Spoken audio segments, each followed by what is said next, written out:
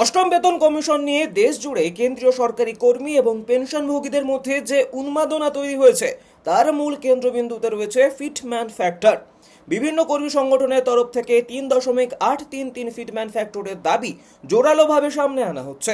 সাধারণ হিসেব বলছে এই দাবি অনুযায়ী ফিটম্যান ফ্যাক্টর কার্যকর হলে ন্যূনতম মূল বেতন বা বেসিক পে 18,000 টাকা থেকে বেড়ে এক লাফে প্রায় 69,000 টাকায় পৌঁছতে পারে। তবে কাগজে কলমে বেসিক পের এই বিপুল বৃদ্ধি দেখে যতটাই লোভনীয় মনে হোক না কেন, বাস্তব পে স্লিপ বা ব্যাংক অ্যাকাউন্টের ছবিটা কিন্তু একেবারে আলাদা। কারণ নতুন বেতন কাঠামো চালু হওয়ার সাথেই মহার্ঘ ভাতা বা ডিএ রিক্যালকুলেট হয়ে শূন্যে নেমে আসে। ফলে প্রশ্ন উঠছে, বেতন কয়েক গুণ বাড়লেও কর্মীদের হাতে শেষ পর্যন্ত বা ইন হ্যান্ড স্যালারিতে ঠিক কতটা অতিরিক্ত টাকা আসবে। চলুন গণিতের সহজ হিসাবে চোখে রেখে একেবারে দেখে নেওয়া যাক। 3.833 ফিটম্যান ফ্যাক্টর ধরে ডি এবং ডিও যদি শূন্য হয়ে যায়, 18,000, 25,000, 30,000 ও 40,000 টাকার বেসিক পে পাওয়া কর্মীদের বেতন আসলে কতটা বদলাবে।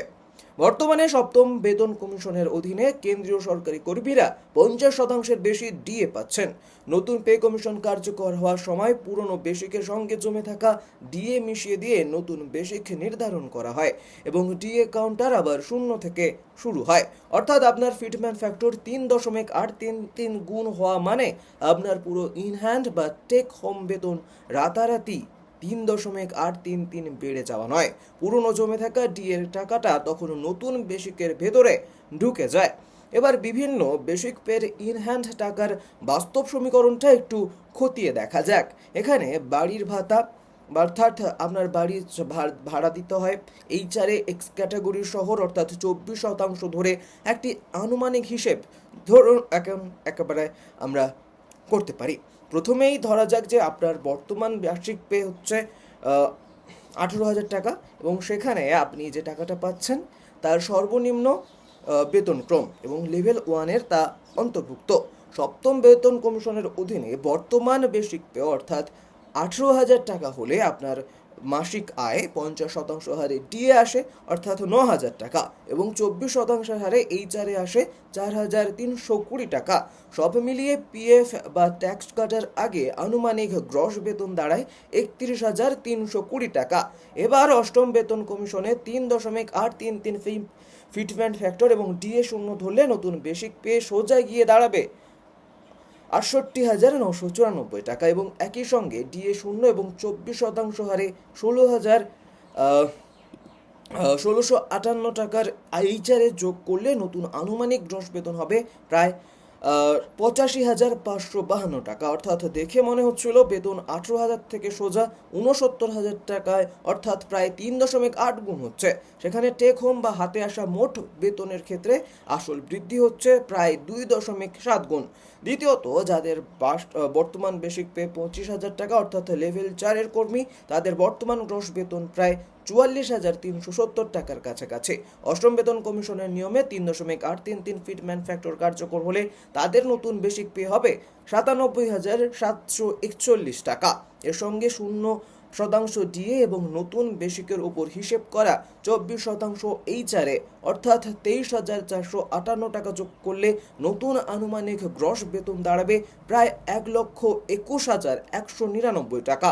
অর্থাৎ পকেটের হিসাবে হাতে আসা 44,000 টাকা থেকে বেড়ে তা প্রায় 1.21 লক্ষ টাকার কাছাকাছি পৌঁছাবে। তৃতীয়ত, মিড লেভেল বা মাঝারি স্তরের কর্মচারীদের কথা ধরা যাক, যাদের বর্তমান বেসিক পে 30,000 টাকা। সপ্তম বেতন কমিশনের নিয়ম অনুযায়ী তাদের বর্তমান গ্রস বেতন দাঁড়ায় প্রায় 52,200 টাকা। অষ্টম বেতন কমিশনের প্রস্তাবিত 3.833 ফিটম্যান ফ্যাক্টর অনুযায়ী তাদের নতুন বেসিক পে পৌঁছে যাবে 1,14,990 টাকায়। এর সঙ্গে শূন্য দিয়ে এবং 26,000-এর বেশি এইচআরএ যুক্ত হলে নতুন আনুমানিক গ্রস বেতন দাঁড়াবে প্রায় 1,42,587 টাকা। অর্থাৎ বর্তমানের 52,000 টাকা গ্রস বেতনে বেড়ে সোজা 1.5 লক্ষের কাছাকাছি পৌঁছচ্ছে।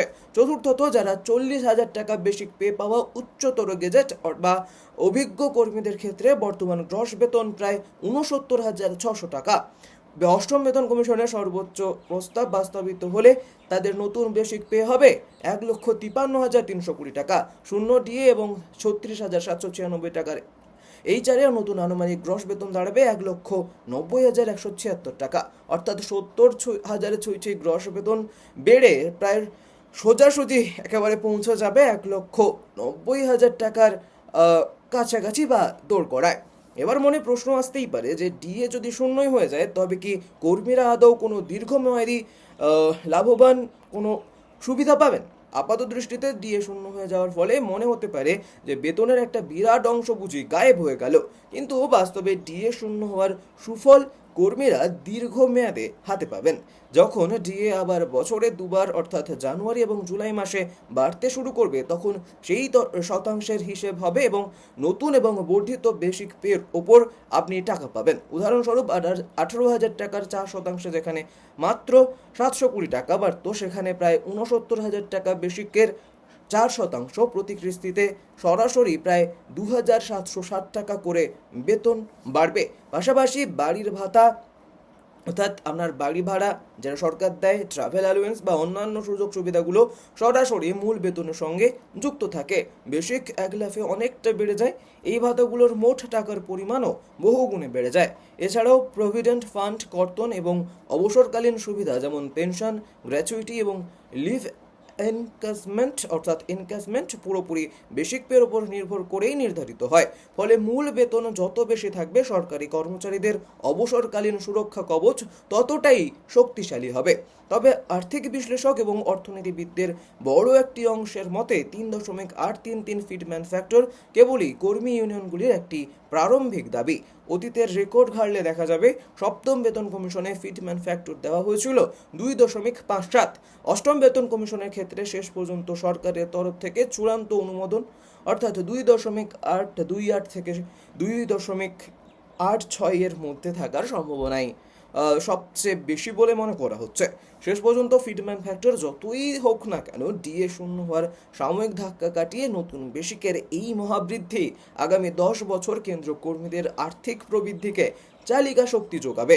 তাই কেবল প্রচারের আলোয় থাকা বড় অঙ্কের ফ্যান্টাসিতে না ভুগে নিজের বর্তমান বেসিকের সাথে নতুন বেসিকের সমীকরণ কিভাবে মিলছে সেটাই এখন চাকুরিজীবীর পকেটের আসল হিসাব নির্ধারণ করবে। এই ধরনের আপনার বিজনেস আপডেট পাওয়ার জন্য বা আপনার চাকুরি সম্পর্ক যে কোনো নতুন আপডেটের জন্য ফলো করতে ভুলবেন না টাইমস নাও খবরকে।